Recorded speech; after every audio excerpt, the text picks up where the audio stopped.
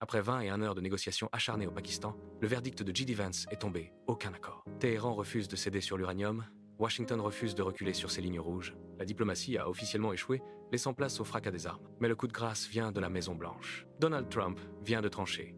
Interdiction totale de naviguer dans le détroit d'Ormuz pour tout navire transportant du pétrole iranien ou ayant payé des taxes de passage à Téhéran. Ce n'est plus une sanction, c'est un blocus naval. L'économie iranienne est désormais prise à la gorge et chaque pétrolier devient une cible potentielle. Face à ce vide, les pays du Golfe se retrouvent à l'épicentre d'un séisme qu'ils ne contrôlent pas. Pour le Conseil de coopération du Golfe, CCG, c'est l'heure de la seconde naissance. Intégration stratégique totale ou effacement géopolitique, la survie du bloc dépend désormais de sa capacité à parler d'une seule voix face aux superpuissances. Pendant que les missiles menacent Ormuz, l'Amérique se déchire. Trump veut rétablir la dissuasion, mais les démocrates craignent un nouveau Vietnam au Moyen-Orient. La guerre n'est plus seulement sur les cartes militaires, elle est au cœur de chaque foyer américain, entre inflation énergétique et peur de l'escalade. Le détroit d'Ormuz est devenu le point de bascule vers une guerre mondiale. Le décret de Trump est-il le coup de maître pour forcer l'Iran à céder, ou l'étincelle qui fera tout sauter? Donnez votre avis en commentaire.